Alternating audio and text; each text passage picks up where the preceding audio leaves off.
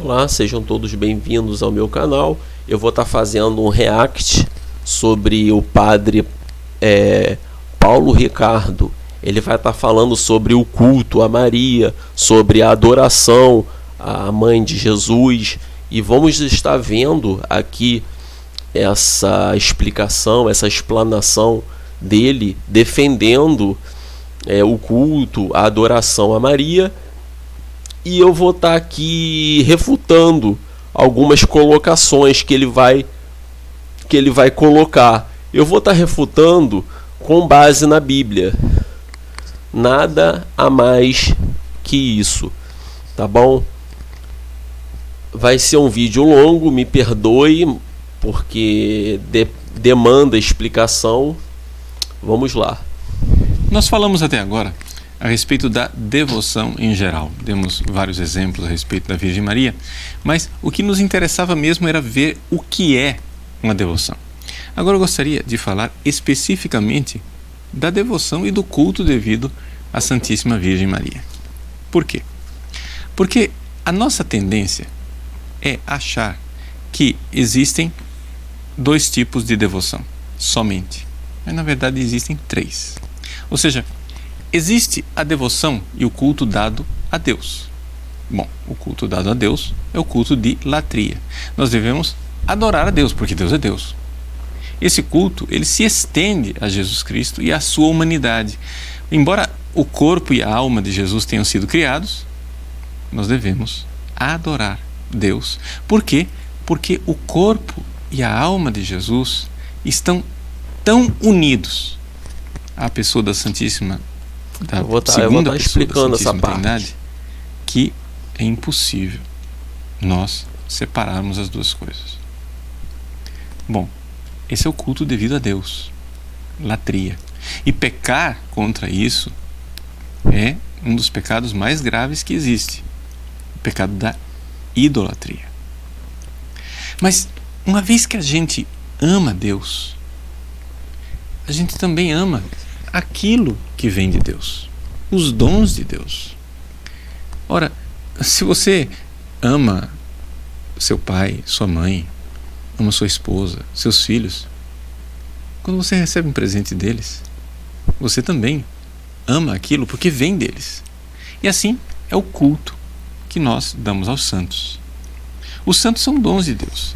Quando nós amamos a Deus, nós ficamos felizes de ver que existem homens e mulheres que amaram a Deus do jeito que Ele merece ser amado. Que beleza nós vermos o amor, a caridade ardente no coração dos santos. Nós não nos sentimos minimamente ofendidos por isso. E aqui existe um grave erro no protestantismo. O protestantismo acha que os santos roubam a glória de Deus, mas é exatamente o contrário.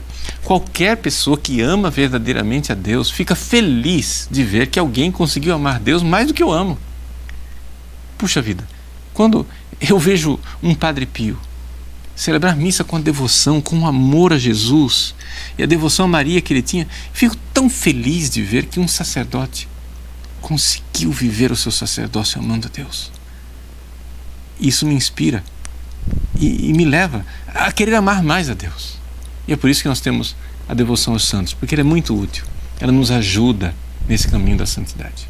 Pois bem, aqui temos então latria, o culto a Deus, e a veneração, ou seja, o culto de dulia, a veneração que nós temos pelos santos. Sim, a latria, né, é o culto a Deus, e ele fala aqui sobre a dulia. E depois ele fala sobre a hiperdulia. Vamos estar lendo alguns versículos aqui e eu vou estar fazendo algumas explanações aqui, né? Em primeiro lugar, culto à Santíssima Maria, né? Vamos estar lendo aqui o que diz Eclesiastes 9. Porque os vivos sabem que hão de morrer, mas os mortos não sabem coisa nenhuma, nem tampouco terão eles recompensa nas suas memórias, fica entregue ao esquecimento também o seu amor e o seu ódio e a sua inveja já receberam e já não os têm parte alguma para sempre em coisa alguma do que se faz debaixo do sol. Então vamos ver aqui que os mortos não têm parte com os vivos. Lemos aqui, acabamos de ler, que os mortos não sabem o que se passa debaixo do sol. Os mortos não sabem, não têm parte, não têm comunhão com os vivos. Lemos aqui, acabamos de ler, você está vendo na sua tela. Não estou forçando o texto, não estou forçando o texto.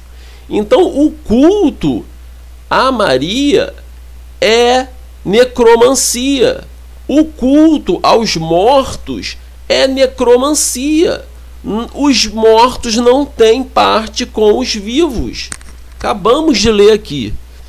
Tá bom? Eclesiastes 9. Eclesiastes 9, do 5 ao 6. Tá bom? Vamos continuar aqui com Eclesiastes 9, versículo 10. Tudo quanto te vier a mão para fazer, faze-o conforme as tuas forças, porque na sepultura onde tu vai não há obra nem projeto, nem conhecimento, nem sabedoria alguma. Entendeu? Vamos continuar. Esse versículo reforça o que eu falei anteriormente. Vamos em Deuteronômio. Vamos ver aqui na minha colinha. Deuteronômio. Vamos em Deuteronômio. Ó, Deuteronômio 18. O que diz Deuteronômio 18? Entre ti não se achará quem faça passar pelo fogo o seu filho ou a sua filha, nem adivinhador, nem prognosticador, nem agoreiro, nem feiticeiro, nem encantador, nem quem consulte a um espírito adivinhador, nem mágico, nem quem consulte mortos. Maria morreu. Maria e os santos morreram. Maria e os santos morreram. Somente Jesus está vivo. Somente Jesus está vivo. Quando você fala com Jesus, ele está vivo. Ele morreu e ressuscitou. Ele está vivo à destra de Deus Pai. Ele está vivo. Quando você fala com Jesus, não é necromancia. Mas quando você fala com Maria e com os mortos, é necromancia.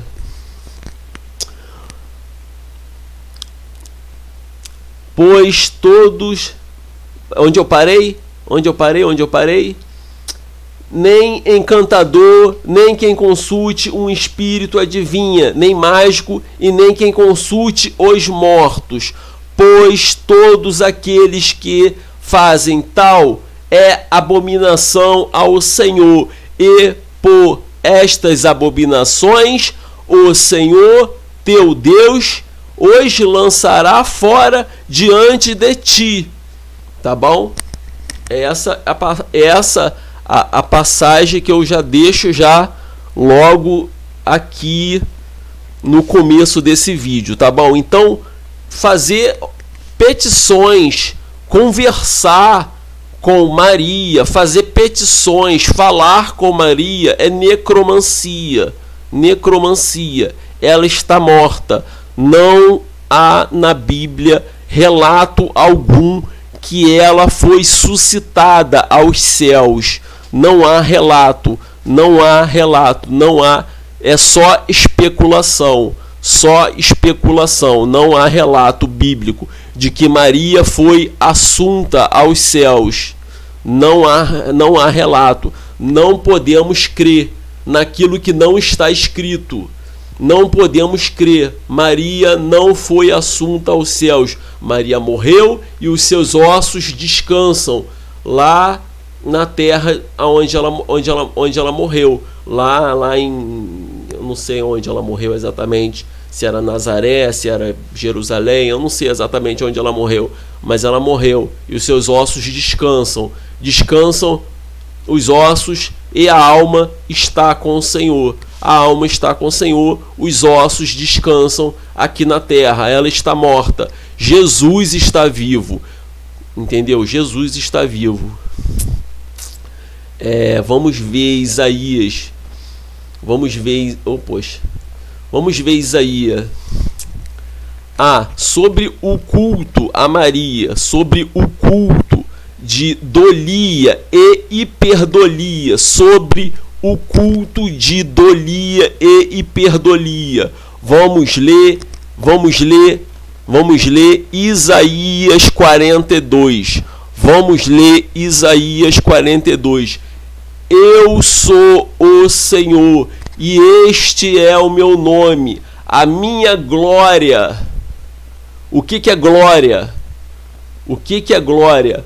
Pois a outrem não darei, nem o meu louvor. O que é o louvor? O que é o louvor? Entendeu? A glória é algo de Deus, e o louvor é algo dos homens. A glória é algo de Deus, e o louvor é algo dos homens, algo que os homens prestam a Deus. Então a minha glória e o meu louvor não os darei às imagens esculpidas. Não os darei às imagens esculpidas. Entendeu? Então a dolia e a hiperdolia não tem respaldo bíblico. Não tem respaldo bíblico. Simplesmente não tem respaldo bíblico. Eu quero que prove na Bíblia a dolia e a hiperdolia. Eu quero que prove na Bíblia, biblicamente, louvor, música, adoração, devoção, culto, entendeu? Não consta na Bíblia. Você não vê no Velho Testamento, no Velho Testamento você não vê, deixa eu ver aqui, você não vê Moisés prestar culto de dolia à Arca do Senhor. Você não vê Moisés prestar culto a algo santo, a algo do Senhor, aos santos, como disse ali o padre, a algo de Deus, algo divino, algo separado, como são os santos. Então você não vê Moisés prestar culto de hiperdolia à Arca do Tesouro. Você não vê Moisés prestar culto à Arca do Tesouro. A Arca do Tesouro se encaixaria aqui na hiperdolia, naquela época, naquele tempo, entendeu? Mas você não vê Moisés não. Moisés. Você não vê Moisés prestar cultos de hiperdolia à arca. Você não vê. No Novo Testamento, você não vê o apóstolo Paulo e os outros apóstolos. Você não vê eles prestarem culto a Maria. Você não vê eles prestarem culto um para o outro. Você não vê. Então tá derrubada aqui esse entendimento. Vamos continuar. Só tem essas duas coisas. E boa noite. Ou seja, a devoção à Virgem Maria seria somente a devoção que nós temos aos santos, só que num grau mais elevado. Sim, num grau mais elevado. Quantidade. Não é uma questão de uma terceira qualidade. Mas o fato é que existe essa terceira forma de devoção, que é o que nós costumamos chamar de culto de hiperdolia, que não é somente a veneração do santo. A veneração dos santos. Só que em grau maior, em quantidade maior. Existe algo diferente na Virgem Maria, que é o fato de que ela está tão unida a humanidade de Jesus, que nós não devemos adorá-la, mas o culto devido a ela está numa outra ordem, aquilo que nós chamamos de ordem hipostática. Não se espante com o palavreado teológico difícil, mas é necessário usá-lo para que você saiba. Ordem hipostática quer dizer o seguinte: não é simplesmente a ordem da graça, que é aquilo que os santos expressam, mas é a ordem da salvação, ou seja, essa união, a ordem de Deus da salvação com a humanidade de Cristo. Ela está ali, colocada dentro desta realidade. Deixa eu explicar para ficar mais claro. Veja só. Como é que Deus quis salvar o mundo? Deus quis salvar o mundo usando o mesmo caminho que, infelizmente, o diabo usou para perder o mundo. Ou seja, a porta de entrada da perdição foi usada por Deus como a porta de entrada da salvação. Então, 5 características. Primeira característica: houve uma mulher. Ela não somente era mulher, ela também era virgem. Essa mulher virgem era também imaculada. Ela não somente era mulher, virgem, imaculada, ela era noiva de um homem. Ela não somente era mulher, virgem, imaculada, noiva de um homem, ela também foi visitada por um anjo. Qual o nome dessa mulher? A maior parte das pessoas responderia imediatamente Maria. Mas isso também serve para Eva. Eva era mulher, era virgem, era imaculada porque não tinha ainda cometido o pecado original. Era noiva de um homem chamado Adão. E foi... Sim, Eva era imaculada. Eva era imaculada porque não cometeu o pecado original. Agora, aonde Maria não cometeu o pecado? Aonde Maria não cometeu o pecado? Maria reconhece Jesus como meu Senhor e Salvador.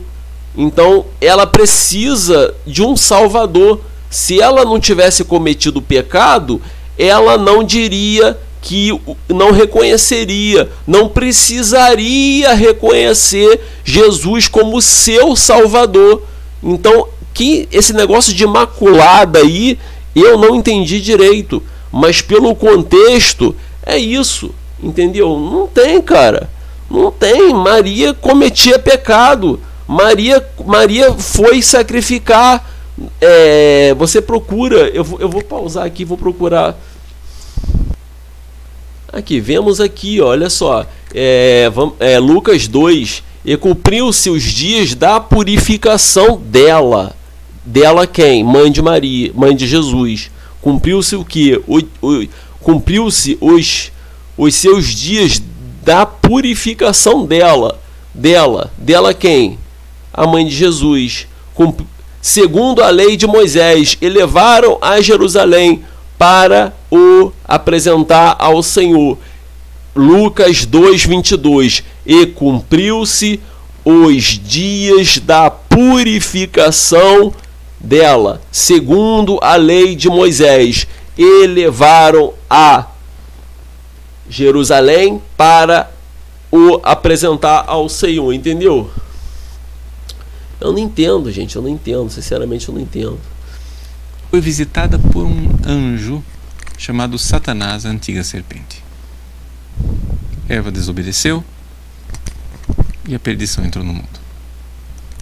Muitos séculos depois, querendo redimir a humanidade, Deus, na sua grandeza e na sua sabedoria, escolhe o mesmo caminho. Só que o caminho à inversa. Uma mulher virgem. Ele deu um jeito que ela nascesse imaculada. Imaculada como? Redenção de Como é que Cristo. ela nasceu imaculada, sem Noiva pecado? de um homem chamado José, visitada. Aonde por está um na anjo Bíblia que ela nasceu chamado imaculada, Gabriel? sem pecado? Ela obedece. E o pecado de Ela Adão e diz Eva? Sim. E ali a salvação entra no mundo. Porque todos pecaram e destituídos estão da glória de Deus. Vamos procurar aqui num instantinho. Como Maria nasceu imaculada, sem pecado? Como? Vamos ler Romanos 3. Romanos 3 está escrito no versículo 22. Isto é a justiça de Deus pela fé de Jesus Cristo para todo e sobre todo os que creem, porque não há diferença. Não há diferença. Porque todos pecaram e destituídos estão da glória de Deus. Maria está nisso aqui. Todos. Quem é todos? É todos. É todos. É o cachorro? É o gato? É a galinha? É o papagaio? Não. É o homem, a mulher. Todos. Todos. Aonde Maria teria que colocar todos exceto Maria, ou quase todos, ou alguns, mas não, todos, sua totalidade. Entendeu, padre? Entendeu? É assim que funciona, padre. É Bíblia. Todos. Deixa eu ver se está gravando. Tá gravando. Veja, eu não posso dizer que nenhum santo fez isso.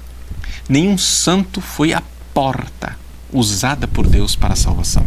Olha, então, a porta usada pela salvação foi quem? Foi Maria. Ele acabou de afirmar. É Jesus. O que é que eu digo mediador?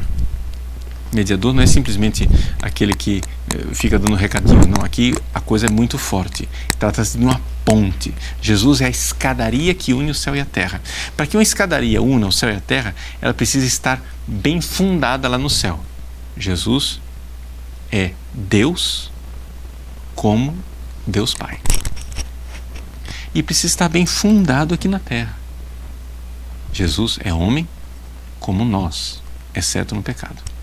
Então, verdadeiro Deus e verdadeiro homem, ninguém é verdadeiro Deus e verdadeiro homem, só Jesus. Então, esta união numa só pessoa, essa união chamada união hipostática, uma só pessoa é a escadaria do céu e da terra. Acontece que quando Deus começou a construir essa escadaria lá no céu, ele, quando foi entrar no mundo, bateu numa porta. Essa porta foi o coração de Maria.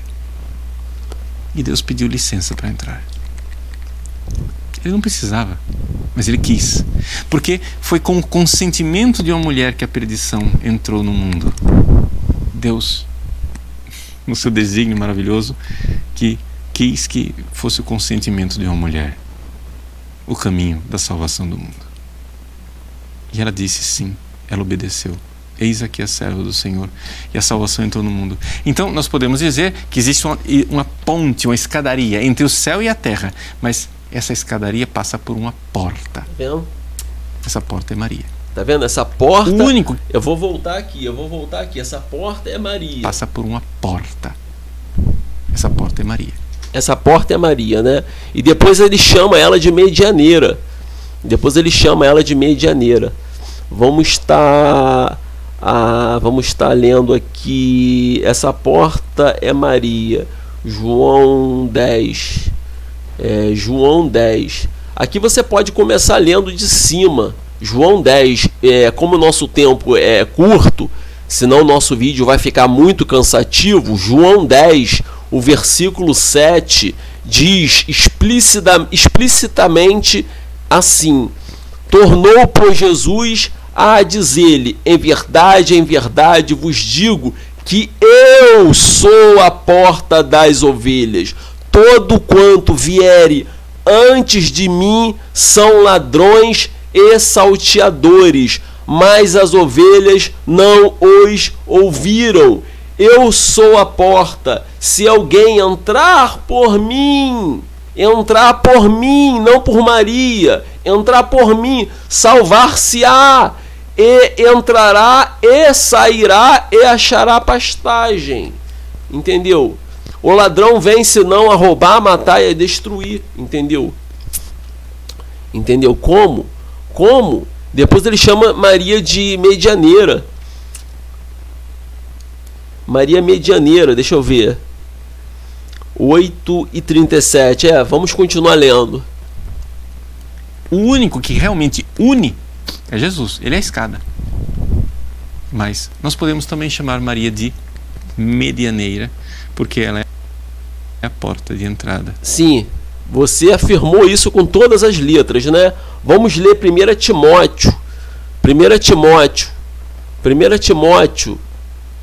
Timóteo 2, versículo 5. Porque há um só Deus e um só mediador entre Deus e o homem, Cristo Jesus, homem. Engraçado que ele não fala Cristo Jesus, Deus. Ele não fala. Ele fala Cristo Jesus, homem. Olha que interessante. Olha que interessante. Porque essa porta precisa estar aqui na terra. Essa porta precisa estar aqui na terra para ligar a Deus. Essa porta é Jesus, homem. Não é Maria. Não é Maria. Leia a Bíblia. Texto sem pretexto. Não. Texto sem contexto é pretexto. Texto sem contexto é pretexto. Texto sem contexto é pretexto. Tá bom? Texto sem contexto é pretexto. Já falei dos culto a morto. Aqui a Virgem Maria. Chegou então os irmãos. Sim. Ai caramba, quase que eu faço besteira aqui. E por esta porta Deus quer que nós também passemos. Por isso o culto devido à Virgem Maria. Eu posso... Sim, você acabou de falar o culto a Maria. Isso, o culto devido à Virgem Maria. Também passemos. Por isso o culto devido à Virgem Maria. Necromancia. Eu posso ter um culto e uma devoção especial a Santa Teresinha ou ao Padre Pio, mas um outro católico, outra pessoa, tem uma devoção diferente. Sei lá, é devoto de São Bento, ou de São Gregório Magno, ou de Santo Antônio, ou de São Francisco. Nós não somos, não há obrigação nenhuma de ter devoção a um santo específico. Mas não é possível você ser católico e não ser devoto da Virgem Maria. Porque não é possível você subir pela escada, que é Jesus, sem passar pela porta, que é Maria. Tá vendo? A porta é Maria. Maria não é simplesmente um dos tantos santos, só que maiúsculo. Ela está unida à ordem da salvação. Tá vendo? Ela está unida à ordem da salvação. Onde está o Espírito Santo? Porque eu vou mandar o Consolador.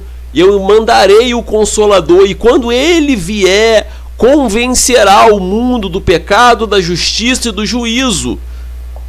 É o Espírito Santo. Não é Maria. Entendeu? Não é. Entendeu? Não é. Sobre... Não, vamos continuar lendo. A ordem da união hipostática.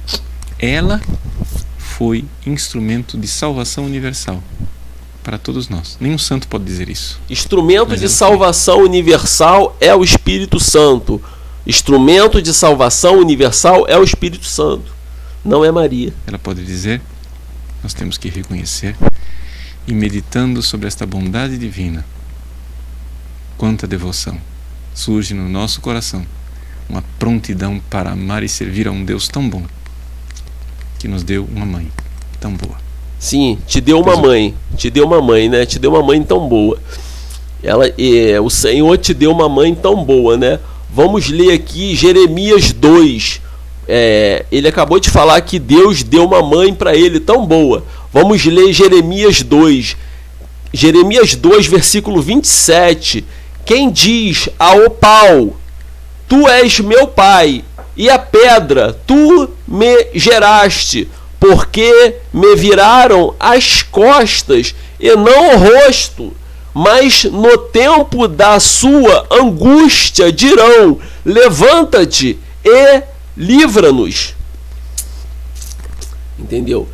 E sobre Maria ser virgem, Virgem Maria, né? Todos, engraçado que o anjo não chama Virgem Maria, diz Ave Maria. Entendeu? Esse bem-aventurada é o único título que a Bíblia dá para Maria. Bem-aventurada. Este é o único título que Maria tem. Bem-aventurada. nenhuma mulher é bem-aventurada. Maria é bem-aventurada. Maria é bem-aventurada entre todas as mulheres de todos os tempos, passado, presente e futuro. Bem-aventurada, a mais que feliz. A mais que feliz. Bem-aventurada quer dizer mais que feliz. Então Maria é a mais que feliz. Agora vamos ler aqui sobre Maria ser virgem. Ela de fato era virgem, mas depois ela teve filhos, entendeu? Ela teve filhos. Jesus tinha irmãos. Podemos ler isso na Bíblia. Agora, um católico me disse que a Bíblia era mal traduzida. Primos era chamado de irmãos. Engraçado que o primo de Jesus, João Batista, foi chamado de primo e não de irmão. Daí você vê como o contexto que eles colocam não é verdadeiro. Vamos ler aqui sobre Maria não ter tido filhos, somente Jesus. Ela era pura, imaculada. Sim, ela era pura, imaculada antes de Jesus, entendeu? Depois ela cumpriu o casamento, cumpriu os deveres de esposa com o seu marido e concebeu outros filhos, entendeu? Vamos ler essa passagem aqui que se encontra em Marcos 3. Muito interessante, Marcos 3, versículo 31. Chegaram então seus irmãos e sua mãe, e, estando fora, mandaram-lhe chamar. E a multidão estava assentada ao redor dele, e disseram-lhe: eis ali a tua mãe e os teus irmãos te procurando, e estão lá fora. Então vemos que a mãe de Jesus e os irmãos de Jesus estavam o procurando. Então, que irmãos são esses? Aqui mais acima, se eu não me engano, ele vai falar o nome dos irmãos. André, Felipe, não sei o que, Mateus, Tomé, não sei o que, e é Tiago, não sei o que, e Simão. Depois você lê isso aqui direitinho, aqui cita, se eu não me engano, todos os irmãos de Jesus aqui, entendeu? Eis que ele lhe respondeu dizendo: quem é minha mãe e meus irmãos? Quem é minha mãe e meus irmãos? E olhando ao redor para os que estavam assentados junto dele, disse: eis aqui minha mãe e meus irmãos. Porquanto qualquer que fizerdes a vontade de Deus, esse é meu irmão e esse é minha irmã e é minha mãe, entendeu? Eu acho que eu já Deus abençoe você. Sim, eu já respondi bastante coisa aqui, né? Entendeu? Acho que ficou claro para todo mundo. Desculpe o vídeo grande, desculpe se você chegou até aqui. Muito obrigado, muito obrigado, muito obrigado.